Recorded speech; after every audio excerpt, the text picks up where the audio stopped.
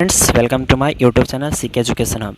Friends, आज का यह video Bihar board class 12th English rainbow part 2 poetry section का 4th चैप्टर का, जिसका नाम है now the lips are falling fast. Friends, मैं आपको बता दूं, now the lips are falling fast का यह सेकेंड पार्ट है।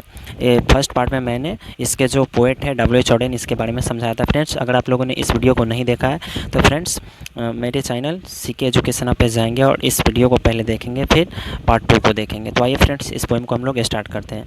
फ्रेंड्स, पोएम के जो पैराग्राफ्स होते हैं उसे स्टांजा कहा जाता था। फ्रेंड्स, आइए इसके पहले स्टांजा को देखते हैं, इसमें क्या लिखा गया है। इसमें लिखा गया है, now the leaves are falling fast, nurses flowers will not last, nurses to the grapes are gone and the prams go rolling on। Friends, आइए इसके मीनिंग्स को समझते हैं। देखिए, इसमें लीव्स मतलब होता है पत्ते, फॉलिंग मीन्स होता है गिरना, नर्सेस फ्लावर्स हम ऐसे फ्लावर्स को कहते हैं, आपने देखा होगा जो बड़े बड़े ट्री होते हैं उनके नीचे जो छोटे छोटे पौधे उगे रहते हैं उसे हम लोग नर्सेस फ्लावर्स कहते हैं। आगे इसमें दिया गया प्रैम्स का इंग्लिश मीनिंग होता है पेराम्बुलेटर्स, जिसको हिंदी में हम लोग बच्चों की चार पहिए वाली गाड़ी कहते हैं। तो आइए फ्रेंड्स, इसके मीनिंग को हम लोग समझते हैं, हिंदी मीनिंग को। इसमें लिखा गया, now the leaves are falling fast. इसका मतलब ये हुआ कि अब ना पत्ते तेज़ी से गिर रहे हैं। तो ये इसका शाब्दिक मीनिंग हुआ, शाब्दिक अर्थ हुआ। मतलब यहाँ पे जो लिखा गया वही बात मैं आपको समझा दिया, लेकिन इसका आइडोमिकल मीनिंग ये होता है कि अब ना लोग जो है बहुत जल्दी क्या होते हैं, बूढ़े हो रहे हैं और उनकी मृत्यु भी हो रही है। Nurses flowers will not last, यहाँ पे नर्सेज उन लोगों को बताया गया है, जैसे में हमारे पेरेंट्स हो गए, हमारे ग्रैंड पेरेंट्स हो गए, वो सब हमारे क्या है, नर्सेज है। और फ्लावर्स मीन्स हम लोग हो गए, जिनके छत्र छाया में हम लोग रहते हैं। तो ये जो नर्सेज है ना, वो ऑलरेडी कहाँ जा चुके हैं, कब्र की ओर। ग्रेप्स मीन्स होता है कब्र, वो कब्र की ओर जा चुके हैं। और फ्लावर्स विल नॉट लास्ट, और हम लोग जो फ्लावर्स हैं, हम लोग भी हमेशा के लिए रहने वाले नहीं हैं, अब उनकी जगह अब हम लोग लेने वाले हैं। आगे इसमें वही बात लिखा है, nurses to the grapes are gone, हमारी जो नर्सेज है वो ऑलरेडी कहाँ जा चुके हैं, कब्र की ओर जा चुके हैं, अब हमारी बारी है। इसमें लिखा है, and the prams go rolling on. यहाँ पे प्रैम्स जो है, प्रैम्स मीन्स पैराम्बुलेटर्स होता है, मैं ऑलरेडी आपको बता रखा हूँ, ये बच्चों की गाड़ी होती है। तो देखिए, हमारे जो नर्सेज हमारे पेरेंट्स थे वो कब्र की ओर जा चुके हैं, अब फ्लावर्स हमारी बारी है। और ये जो छोटे बच्चे, अभी जो ये छोटे बच्चे हैं, ये भी किस ओर अग्रसर है, मतलब अपने मृत्यु की ओर अग्रसर है, यानी ये भी हमेशा के लिए रहने वाले नहीं हैं। सबसे पहले हमारे पेरेंट्स गए, फिर अब मैं जाने वाला हूँ, और अब हमारे जो बच्चे होंगे वो भी मृत्यु की ओर अग्रसर है, और वो भी अब हमेशा के लिए जीवित रहने वाले नहीं है, अब उनकी बारी है। तो फ्रेंड्स, पहला जो ये स्टांजा था इसका मीनिंग यही था। अगर आपको इस स्टांजा में कहीं भी प्रॉब्लम्स हो तो आप मुझे कमेंट्स के माध्यम से पूछ सकते हैं। आइए फ्रेंड्स, इसके दूसरे स्टांजा को देखते हैं। इसमें लिखा गया है, whispering nerves left and right pluck us from the real delight and the active hands must freeze lonely on the separate knees. देखिए, यहाँ पे क्या बताया गया है, विस्परिंग नेवर्स मीन्स होता है एजेंट्स और मैसेंजर ऑफ डेथ, इसको हिंदी में हम लोग यमदूत कहते हैं। क्या कहते हैं, यमदूत कहते हैं। अच्छा, प्लक मीन्स होता है दूर करना या हटा देना, रियल डिलाइट मीन्स होता है वास्तविक खुशी, और फ्रीज मीन्स होता है ठंडा पड़ जाना, यानी काम नहीं करना। आगे लिखा है, lonely on the separate knees. Separate means होता है अलग अलग, और नीज मीन्स होता है घुटना। इसमें ये लिखा गया है, विस्परिंग नेवर्स, जब लोग बूढ़े हो जाते हैं ना, तो उनके लेफ्ट एंड राइट, अगल बगल हमेशा कौन मंडराते रहते हैं, ये जो विस्परिंग नेवर्स है, जो मैसेंजर ऑफ डेथ है और एजेंट्स ऑफ डेथ है, जो यमदूत है, वो हमेशा इधर उधर घूमते रहते हैं, उनके आसपास ही रहते हैं। किस लिए रहते थे, plug us from the real delight, उनका जो रियल डिलाइट है, उनका जो वास्तविक खुशी है, उनसे दूर कर देने के लिए, उनसे जुदा कर देने के लिए। यानी जब लोग बूढ़े हो जाते हैं ना, तो उनके अगल बगल हमेशा ये यमदूत मंडराते रहते हैं कि कब मैं इसके जान को हर लूँ और इसको वास्तविक खुशी से क्या कर दूँ, दूर कर दूँ, प्लग कर दूँ।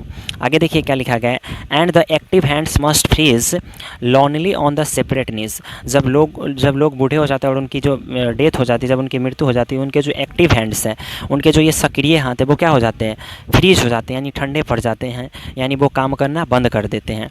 लॉनली ऑन द सेपरेट नीज, और उनके दोनों हाथ को कहाँ पे रख दिया जाता है, उनके सेपरेट मीन्स होता है अलग अलग, नीज मतलब घुटनों पे रख दिया जाता है। देख फ्रेंड्स, ये सेकेंड जो स्टांजा है इसमें ये बताया गया कि लोग जब बूढ़े हो जाते हैं तो उसके आसपास, लेफ्ट एंड राइट मीन्स क्या, उसके आसपास हमेशा कौन मंडराते रहते हैं, यमदूत मंडराते रहते हैं, और वो हमेशा इस कोशिश में रहते हैं, इस फिराक में रहता है कि कब मैं उसको प्लग कर दूँ उसके रियल डिलाइट से, यानी उसके वास्तविक खुशी से। जब लोग जीवित रहते हैं तब वो तरह तरह के खुशी को एक्सपीरियंस करते हैं, उसका अनुभव लेते हैं, लेकिन जब लोग मर जाते हैं तो उनके लाइफ में कोई भी खुशियाँ नहीं रहती है, वो सब उसके साथ चली जाती है, तो ये जो विस्परिंग नेबर्स है वो हमेशा इस इंतज़ार करते रहता है कि कब मैं इसको रियल डे लाइट से दूर कर दूँ और इसके जान को हर लूँ। और जब लोगों की मृत्यु हो जाती है तो उनके जो ये एक्टिव हैंड्स हैं वो भी क्या हो जाते हैं, फ्रीज हो जाते हैं, यानी वो भी ठंडे पड़ जाते हैं, यानी काम करना बंद कर देते हैं। और जब इनकी डेथ हो जाती है तो इनके अलग अलग घुटनों पे इनके जो हाथ है उसको क्या कर दिया जाता है, रख दिया जाता है। फ्रेंड्स, आपको अगर ये सेकेंड स्टैंजा समझ में नहीं आया होगा तो आप मुझे कमेंट्स के माध्यम से पूछ सकते हैं, कमेंट्स कर सकते हैं, मैं आपको इसका रिप्लाई दूंगा, समझाऊंगा। फ्रेंड्स, आइए इसके तीसरे स्टैंजा को देखते हैं। इसमें लिखा गया dead in 100 at the back, follow wooden in our track, arms raise stiffly to reprove in false attitude of love. आइए इसकी हिंदी मीनिंग को समझते हैं। इसमें लिखा गया dead in 100 at the back, follow wooden in our track. Wooden means होता है लकड़ी का ताबूत, जिसको हम लोग कॉफिन कहते हैं, इसको वुडन कॉफिन भी कह सकते हैं, जिसमें डेड बॉडी को रखा जाता है। स्टिफली मीन्स होता है मुश्किल से, और रिप्रूव मतलब होता है झिझक भरी, मतलब ये भी एकदम कन्फर्म नहीं, मतलब ये भी ना मुश्किल से ही। स्टिफली मतलब मुश्किल होता है, सॉरी, और रिप्रूव का मतलब होता है झिझक के साथ। एटीट्यूड मतलब होता है वे ऑफ थिंकिंग, मतलब सोचने का तरीका होता है, लेकिन यहाँ पे प्यार जताने का जो ये तरीका है इसके बारे में बताया गया। तो आइए फ्रेंड्स इसके हिंदी को देखते हैं। इसमें लिखा गया dead in 100 at the back, जब लोग मर जाते हैं तो उसके पीछे सैकड़ों लोग रहते हैं, सैकड़ों लोग, वो क्या करते हैं, follow wooden in our track.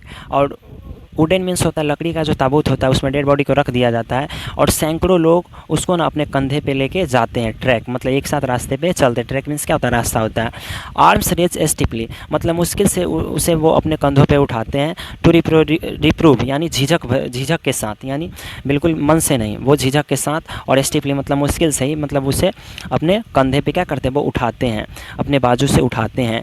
In false attitude of love, और वो ये जताते हैं कि मैंने इसे बहुत ज़्यादा चाहता था, मुझे ना इससे बहुत ज़्यादा प्रेम था, लेकिन प्यार जताने का जो ये तरीका है, लव को एक्सप्रेस करने का जो ये तरीका है, ये बिल्कुल फॉल्स है, ये झूठा है। लोग ना जब लोग मर जाते हैं तो सैकड़ों लोग मतलब उसको अपने कंधे पे उठा के ले जाते हैं एक साथ, लेकिन ये जो एक साथ ले जाते हैं तो वो ये जताने की कोशिश करते हैं कि मैं उससे बहुत ज़्यादा प्यार करता हूँ, प्रेम करता था, और वो बड़ा अच्छा इंसान था, लेकिन ये प्यार जताने का जो ये तरीका है ना, ये बिल्कुल फॉल्स है, ये बिल्कुल गलत है। फ्रेंड्स, आपको अगर ये थर्ड स्टैंजा समझ में नहीं आया होगा तो आप मुझे कमेंट्स के माध्यम से बताएंगे, मैं आपको ज़रूर समझाऊँगा और रिप्लाई भी करूँगा। तो आइए फ्रेंड्स अगले स्टैंजा को देखते हैं, स्टैंजा नंबर 4 को।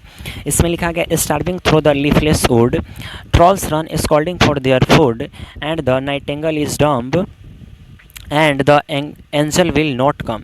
देखिए, स्टार्विंग मीन्स होता है भूखे मरना, अच्छा, थ्रू आउट मतलब पूरा होता है, लीफलेस वुड मतलब होता है पर्ण रहित जंगल, जिसमें पत्ते नहीं होते, यानी ऐसा जंगल जहाँ पे एक भी हरे भरे पेड़ ना हो।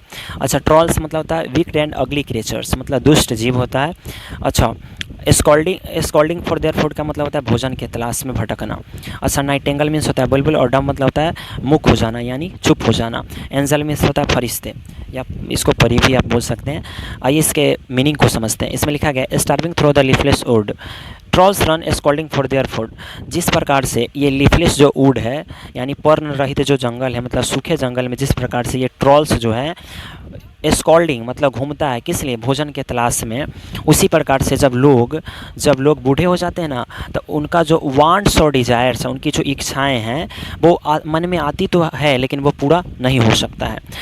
जब आदमी ओल्ड हो जाता है तो उसकी भी बहुत सारी तो ख्वाहिशें होती हैं, वो ना बूढ़ा हो जाता है कि उसकी ख्वाहिशें बूढ़ी हो जाती है, ऐसा कोई बात नहीं है। तो लोग बूढ़े हो जाते हैं, लेकिन उसके मन में जो वांट्स, उनके जो इच्छाएं हैं, वो जो हमेशा आते रहती है, उस इच्छा को यहाँ पे ट्रॉल्स बताया गया है, क्योंकि ये आती तो है लेकिन पूरा हो नहीं सकता। तो ये ट्रॉल्स जो है ना, हमेशा लोगों को क्या करता है, नुकसान ही पहुँचाता है जब लोग बूढ़े हो जाते हैं। तो आगे लिखा गया and the Nightingale is dumb, और वो जो मतलब आदमी जब ओल्ड हो जाता है तो उसका ना मतलब कान भी काम करना बंद कर देता है, यानी वो अगर मान लो किसी अच्छे गाना को सुनना है तो वो बेचारा अच्छा गाना सुन नहीं सकता है, क्योंकि उसके कान कमज़ोर हो जाते हैं। जब लोग बूढ़े हो जाते हैं तो वो अच्छी आवाज़ को सुन भी नहीं सकता है। तो यहाँ पे नाइटिंगेल इज डम्ब का मतलब क्या है, जब मतलब वो ना किसी आवाज़ को सुन भी नहीं सकता है। इसका मतलब ये भी हो सकता है कि मतलब जब लोग बूढ़े हो जाते हैं तो मतलब वो अच्छे से अपनी बातों को बोल भी नहीं पाते, अपनी बातों को किसी के सामने रख भी नहीं पाते हैं। आगे देखिए क्या लिखा है and the angel will not come. और ये जो एंजल है, अब जो ये फरिश्ते हैं वो हमें बचाने के लिए आने वाले नहीं हैं। यानी जब हम लोग यंग थे और जिस प्रकार से बोलते थे, मतलब गानों का मज़े लेते थे, मतलब अच्छी अच्छी बातों को सुनते थे, अच्छे अच्छे गानों को सुनते थे, तो मतलब ऐसा ना अब दोबारा से ये टाइम वापस आने वाला नहीं है। यानी एंजल जो है, हमारे जो फरिश्ते हैं, वो हमेशा दोबारा यंग करने वाले नहीं हैं। फ्रेंड्स, आपको अगर ये स्टांजा समझ में नहीं आया होगा तो आप मुझे कमेंट्स के माध्यम से बताएंगे, मैं इसको समझाने की कोशिश करूँगा। तो आइए फ्रेंड्स, इसके लास्ट स्टांजा को पढ़ते हैं और समझने की कोशिश करते हैं। इसमें लिखा गया है, cold impossible ahead. Cold means होता है ठंडा, इम्पॉसिबल मीन्स होता है अद्वितीय, अहेड मतलब होता है सबसे ऊंची चोटी, list the mountains lovely head. Sorry, मैं दोबारा बताना चाहता हूँ इसके हिंदी को। कोल्ड मीन्स ठंडा, इम्पॉसिबल मतलब अद्वितीय, अहेड मतलब सामने, और लिस्ट मतलब होता है श्रेणी, और माउंटेन्स मतलब होता है पर्वत, और लवली हेड मतलब होता है उसकी प्यारी प्यारी चोटी। Whose white waterfall could bless travellers in their last distress. अच्छा, यहाँ पे ट्रेवलर्स है। ट्रेवलर्स का मतलब यहाँ पे होता है जो मतलब बूढ़े लोगों को बताया गया है, जो अब उनकी डेथ होने वाली, उनकी मृत्यु होने वाली, उसे क्या कहा गया? ट्रेवलर्स कहा गया।